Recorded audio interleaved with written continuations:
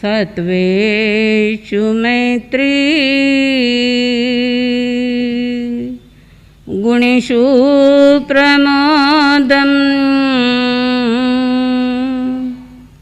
क्लिष्टेषु जीवेषु कृपापरत्वम्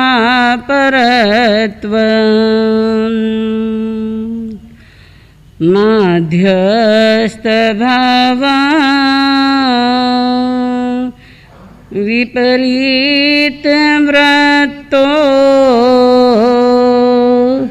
सदा ममात्मा विदधातु मेव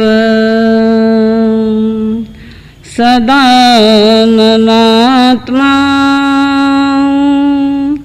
विदधातु देव।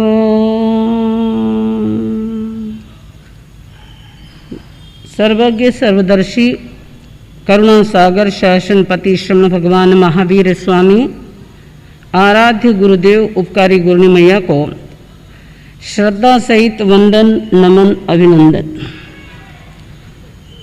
प्रज्ञा महर्षि क्रांतिकारी संत रत्न उपाध्याय प्रवर मधुर गायक पूज्य श्री तीर्थेश शेषी जी महाराज साहेब, पूज्य श्री अभिजीत मुनि जी महाराज साहेब, सेवाभावी श्री चेतन मुनि जी महाराज साहेब, सभी को श्रद्धा सहित वंदन नमन। धर्म सभा में उपस्थित सभी भाई बहनों को पर्वाधिराज पर्यवेक्षण की इस तृतीय सुबह पर सभी को अभिनंदन और बधाई। आज का विषय है स्वभाव को स्वादिष्ट बनाइए। Change your nature and match your nature. अपने स्वभाव को लोकप्रिय बनाएं, सर्वहितकारी बनाएं, शिष्ट बनाएं। आज आदमी शांति की तलाश में है। सबको शांति चाहिए, सुख चाहिए, आनंद चाहिए, मगर अमीर हो या गरीब, प्रत्येक के घर में किसी न किसी प्रकार का तनाव तो है ही है। किसी को शारीरिक परेशानी, किसी को पारिवारिक, किसी को मानसिक और किसी को सामाजिक। न जाने कितने कितने प्रकार की परेशानियों को ओढ़ करके हम जी रहे हैं, और कुछ नहीं तो लोग पड़ोसी की परेशानी मोल ले लेते हैं। होता है ऐसा, पड़ोसी की दुकान बहुत चलती है तो हमारे सीने में थोड़ा सा दर्द या बीपी बढ़ जाती है। कहते हैं कि जप तप करना सरल है और सरल है रण संग्राम। स्वभाव को बदलना बहुत कठिन है काम। सचमुच बात छोटी सी लगती है, लेकिन सच तो ये है कि 50-50 वर्ष हो जाते हैं धर्म आराधना करते करते, लेकिन स्वभाव नहीं बदलता। किसी का स्वभाव होता है टोकने का, फटे में पांव फंसाना। किसी का स्वभाव होता है पराये के घर में झांकने का, दोषों को ढूंढने का, बुराइयों को बताने का। स्वयं क्या है इसका पता ही नहीं, स्वयं का निरीक्षण करते ही नहीं, केवल बाहर बाहर झांकते ही रहते हैं। जैसे कहते हैं कि डंक मारना सांप का स्वभाव है। डंक मारने से सांप का पेट नहीं भरता, भूख शांत नहीं होती, केवल मात्र स्वभाव है। डंक मारना सांप का स्वभाव है, भौंकना कुत्ते का स्वभाव है, गुर्राना गरजना ये शेर का स्वभाव है। हमारा स्वभाव क्या है? हमारा स्वभाव क्या? अपना भी तो कोई स्वभाव है ना। इंसान का स्वभाव है आनंद में जीना, लेकिन निरीक्षण करना कि क्या हम सुबह से शाम तक कुछ घड़ियां भी आनंद में जीते हैं। कहीं कोई एक खोट नजर आ गई, हमारे दिमाग में वही फांस चुभती रहती है, वही बात दिमाग में घूमती रहती है और उस एक छोटी सी बात के कारण, एक छोटे से कांटे या फांस के चुभ जाने के कारण हम बहुत दुखी हो जाते हैं। और दुखी इंसान हमेशा दुख ही बांटता है, दुखी कभी सुख नहीं बांट सकता। तो अपनी अपनी प्रकृति, कहते हैं कि हंस मरते मरते भी गुनगुनाता है और मोर नाचते नाचते भी रोता है। हंस मरते मरते भी गुनगुनाता है और मोर नाचते नाचते भी रोता है, क्योंकि ये उसकी प्रकृति, ये उसका स्वभाव हो गया। जिसका जैसा स्वभाव, उस स्वभाव को उन्हें छोड़ पाना बहुत मुश्किल होता है। मगर ये पशुओं की और पक्षियों की आदत है। मनुष्य तो बड़ा कैपेबल प्राणी है, मनुष्य तो बड़ा सामर्थ्यवान है, मनुष्य के पास ऐसा ऐश्वर्य है कि वो अपने ऐश्वर्य का उपयोग करे, अपनी आदतों को सुधार ले तो इंसान भगवान बन जाता है। रोज सुन रहे हैं आप अंतगढ़ में कि हत्यारा खूनी भगवान बन गया, छोटे छोटे बच्चे भगवान बन गए। तो हमारी क्षमता तो अद्भुत है, लेकिन कब? जब हम अपना स्वभाव बदलेंगे तब, जब हम अपने स्वभाव में परिवर्तन लाएंगे तब।